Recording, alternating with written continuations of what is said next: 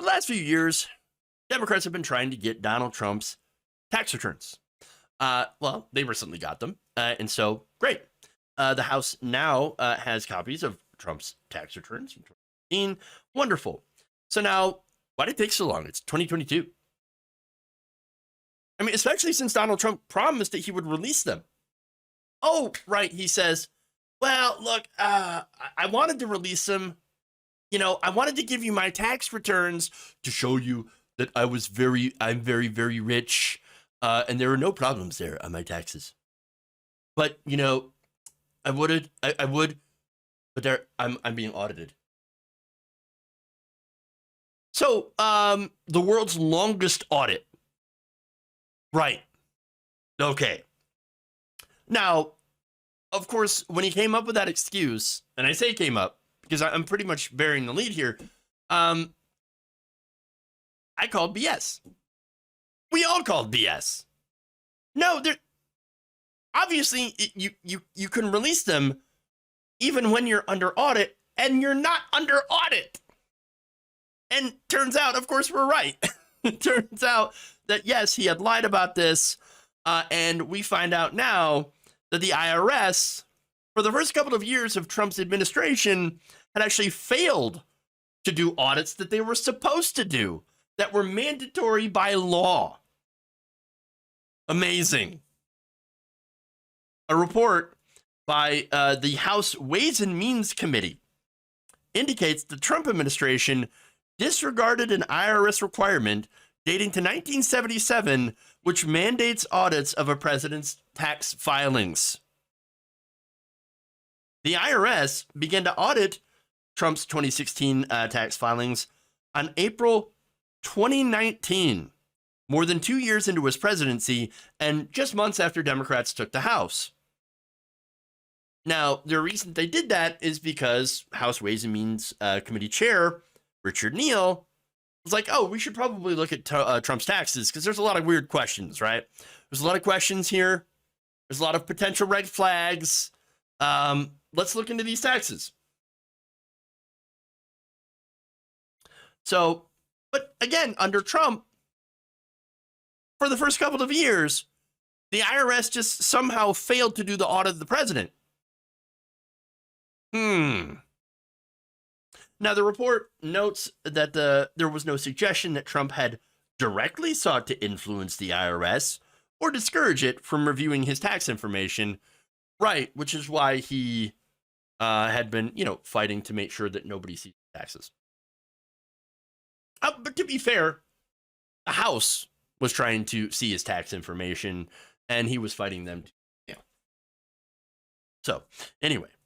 Now, the report found that the audit process was dormant at best. So just, Trump, why? President of the United States, why? Why would we do that? Oh, we don't care. Now, look, I would say that the Trump IRS, which he was able to appoint the head of, didn't have to discourage it. Everybody knows the whole point of the IRS under a Republican administration is to do as little as possible, at least when it comes to rich people. When it comes to poor people, well, then the IRS has a different mission. It's to go after poor people. Their mission under Trump was to protect the rich and the corrupt. And the most corrupt person in government is the leader, Donald Trump. And so, look, the Republicans obviously hate the IRS. We know that.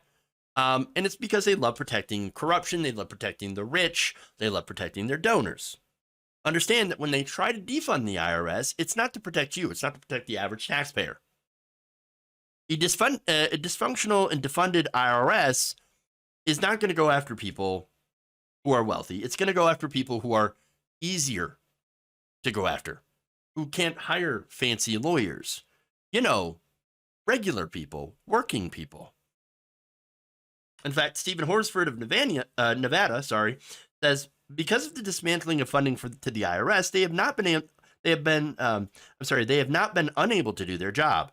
They did not have the specialized staff to do it for the high income category Not just this person, but people who fall into that category. So what does that mean? Basically, when they don't go after the rich, they go after the rest of us. That means you and me, regular working people. We get targeted because we don't have fancy tax lawyers. We don't have advantages like loopholes, investment vehicles, exceptions that were carved into the tax code by people that we had paid, lobbyists, for example, politicians, that would help us to shield our money. See, we get income, and it's highly taxed. Whereas investment income on Wall Street is taxed at a lower level than income. It's treated differently. And so the tax code for working people has actually become very regressive as a result of Republicans. Not just Republicans, but mainly Republicans. And then, of course, the obvious thing is the influence of money in politics. Rich people buy the politicians. Again, for a long time, it's been mainly Republicans, but now they've also bought a lot of Democrats. And those politicians will either write rules to rig the system in favor of the rich by, cutting taxes for the rich and corporations, or just preventing higher taxes on the wealthy. And so you have this level of corruption in the government by these politicians. And by the way, getting back to Trump, who bragged about buying politicians the most? Well, back in 2016, Donald Trump.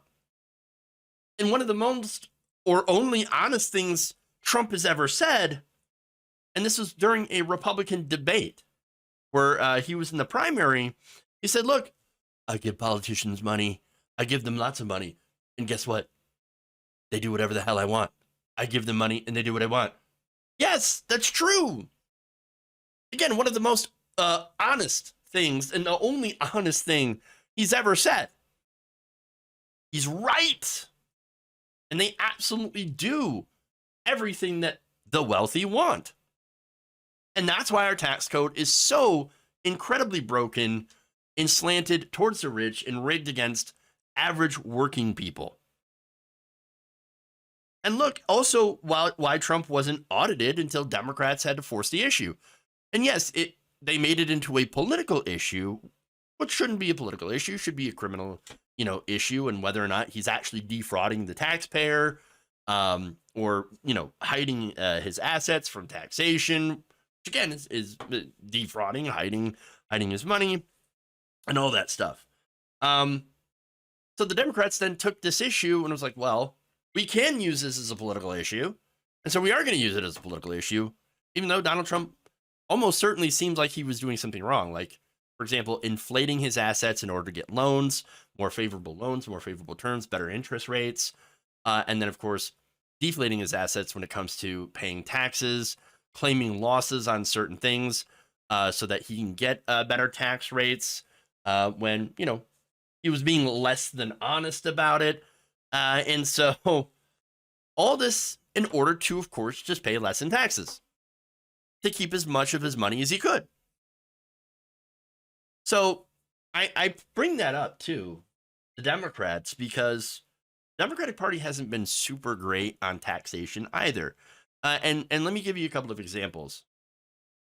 Biden's tax proposal only would have, since Donald Trump, of course, cut taxes in his giant tax scam for the rich, Biden wouldn't even have restored the tax code, especially for the rich, higher than it was under Obama. Not even to the point of where it was under, it'd still be lower than Obama's tax rates for the rich. So, I mean, that's a problem. Okay.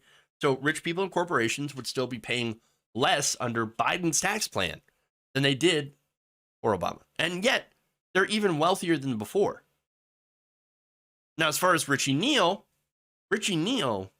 again, he's the guy who, made it his personal mission to go after Donald Trump's taxes, except that he could have actually gotten his taxes earlier, but decided, oh, no, we're going to slow walk this thing. for as long as we can. Okay, now we can do this. Interesting. So now, Neil is also, by the way, well known for supporting his donors, serving his donors. A lot of them being, of course, in the healthcare industry. Neil is also known for kneecapping progressive legislation like Medicare for All, which would hurt his wealthy donors whose taxes would go up under a Medicare for All system. And by the way, he and Nancy Pelosi had actually made it harder for the government to raise revenue through taxes with one of their changes in the House. This rule change in the House of Representatives, passed by Neil and Pelosi, actually made Medicare for All and free college nearly impossible. Because, well, we can't raise taxes on 80%, anyone that's, we can't raise taxes on 80% of the American people, essentially. So the bottom 80%. So that sounds good in theory, right? But again, that destroys any progressive legislation like Medicare for All, because you would have to have a modest tax increase on the middle class in order to help pay for it. That said, it's a negligible increase, and actually under a Medicare for All system, since you wouldn't be paying premiums, copays, and deductibles, you'd actually save a lot of money. But it would also put these health insurance companies that are gigantic donors to Richard Neal out of business. So, and by the way, Neal, again, his rule, he and Pelosi's rule, would actually require a 2/3 support in the House of Representatives for progressive legislation that increases taxes on, of course, or affecting 80% of the American people. So basically, will never happen. Yet at the same time, Neal continues to support subsidizing health insurance companies with our tax money. In basically what is a giveaway to the health insurance companies. All right, so anyway, back to Trump. Trump, funny enough, before meeting with lobbyists from the health insurance industry, had actually talked about, and yes, I know it's just talk, about maybe universal health care. Pretty good. And then afterwards, very bad.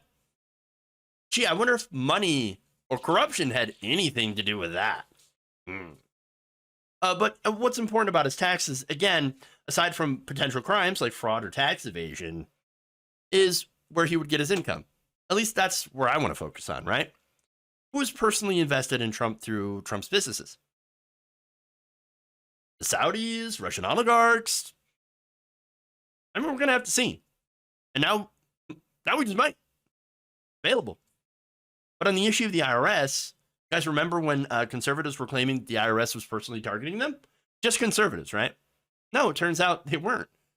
Under Trump, they were protecting Trump by not doing mandatory audits, while at the same time allowing him to lie about being under audit and to not clarify that there's absolutely no laws that would have stopped Trump from releasing his taxes anyway, under audit or not. He's a serial liar who is, not only protecting wealthy Republicans or just, wealthy billionaires like himself or allegedly himself, and their donors that just want to pass their tax burden onto the rest of the people.